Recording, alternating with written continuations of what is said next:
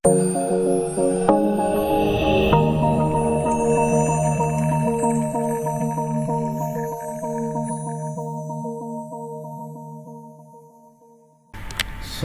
bertemu kembali, salam budi luhur.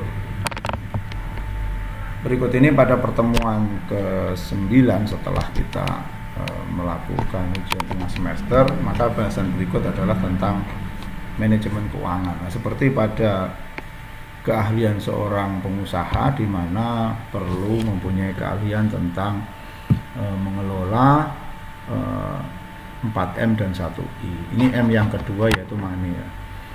Nah, manajemen keuangan itu sebenarnya apa? Ini ada banyak pendapat, tetapi kita lihat saja contoh ya, pengertian dan fungsi. Manajemen keuangan dalam banyak hal berkaitan dengan pembuatan keputusan. Keputusan apa? Keputusan untuk kita kalau mempunyai usaha itu ya, kita akan dapat uang dari mana? Kemudian uangnya akan dibelanjakan untuk apa? Jadi sebenarnya seperti itu. Sejak kapan?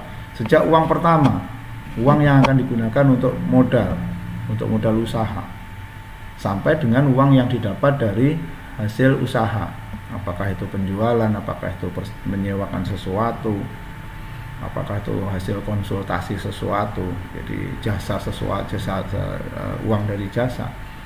Dan kemudian uang itu untuk apa? Jadi belanjanya untuk apa?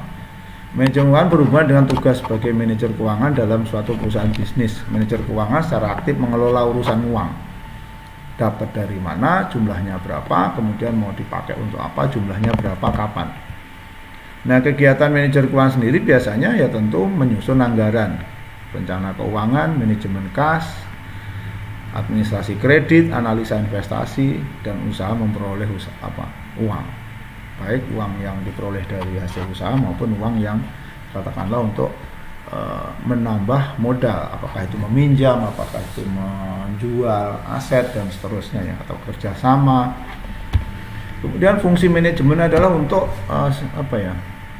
secara garis besar digambarkan dengan memperhatikan peran dalam organisasi, hubungan ekonomi, akuntansi, aktivitas. Utama dari manajer keuangan adalah peran manajer keuangan dalam manajemen kualitas total. Organisasi dan fungsi keuangan, ya ini tergantung dari perusahaan atau usahanya. Kalau kecil mungkin bisa ditangani 1-2 orang. Ketika agak besar berarti akan ada bagian keuangan. Kalau sudah besar sekali, ada bagian keuangan yang ada di dalam perusahaan dan ada tim yang bertugas untuk mengawasi dan memeriksa ya, kegiatan keuangan itu sendiri, yang biasanya disebut dengan akuntan publik itu. Ya. Kemudian hubungan dengan ekonomi. Ya, manajer keuangan harus memahami masalah ekonomi, apa yang akan terjadi di lingkungan usaha. Ya, seperti sekarang misalnya dalam kondisi pandemi, apa akibatnya? Kalau terjadi gagal panen apa misalnya? Kalau terjadi bencana alam apa imbasnya? Ya, kalau terjadi kerusuhan apa? Kalau terjadi panen sukses apa? Dan seterusnya. Nah, teori ekonomi tentu akan berlaku pada kondisi-kondisi tertentu. Ya, misalnya hukum penawaran, hukum permintaan, ya, strategi memaksimalkan laba itu bagaimana sesuai dengan kondisi permintaan yang ada. Nah, dasar-dasar ekonomi utama yang digunakan dalam manajemen keuangan adalah analisa marginal, analisa keuntungan. Dasar keputusan keuangan akan dibuat dan dilakukan hanya bila penambahan manfaat lebih besar dari penambahan biaya. Ini mencari keuntungan sebesar-besarnya maksudnya, ya itu dasar keputusan bagi manajer keuangan. Jadi bagi seorang bisnis ya bagaimana mengelola uang supaya uangnya berkembang.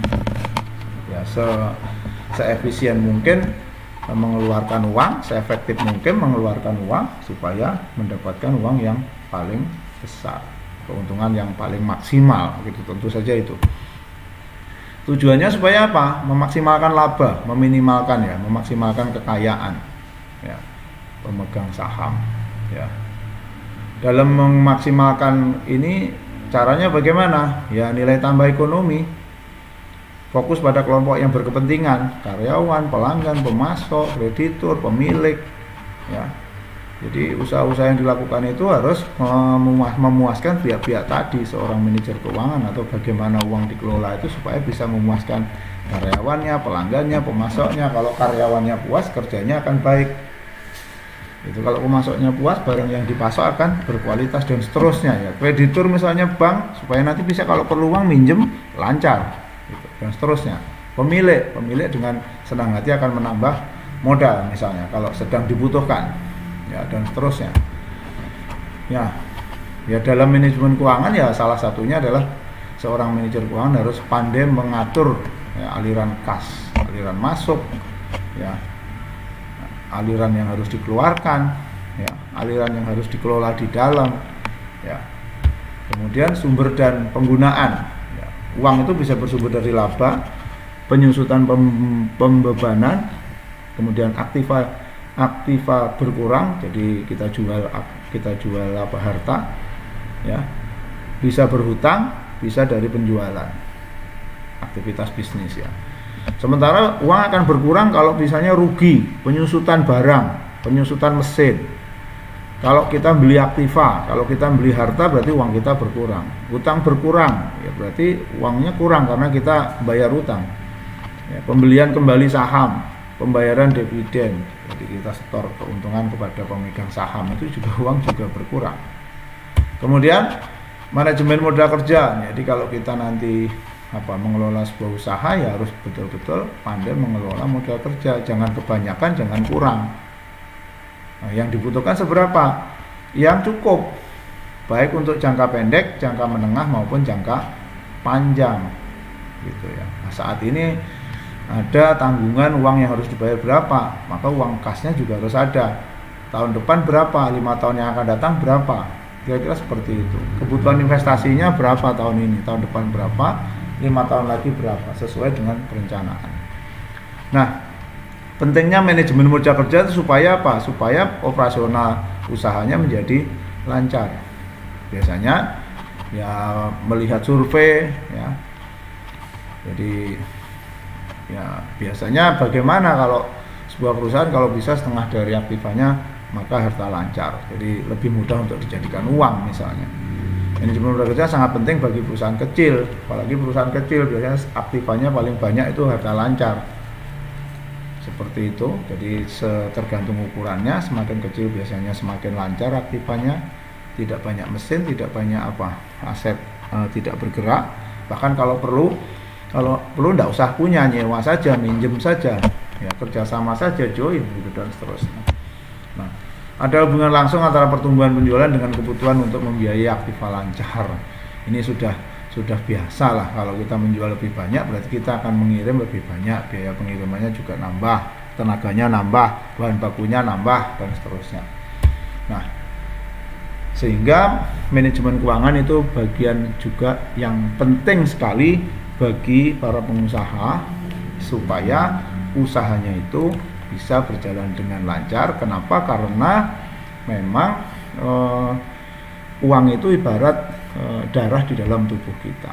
Kalau tidak lancar berarti tubuh kita juga akan bermasalah, usahanya juga bermasalah, macet ya. Akibatnya ya dalam tubuh bisa terjadi penyumbatan, bisa terjadi mandek yang akhirnya akibatnya bisa stroke dan lain-lain. Nah, stroke berarti apa? Ya kalau orang stroke ya bisa menjadi lumpuh. Kalau sudah lumpuh, nah lebih parah lagi, bahkan stroke bisa mati. Akibatnya adalah perusahaannya juga bisa mati, bangkrut, tutup. Kalau lumpuh tadi berarti perusahaannya berhenti beroperasi gitu. Sehingga manajemen keuangan bagian penting. Kenapa? Karena dia adalah sumber daya kedua setelah manusia, yaitu money yang harus dikelola.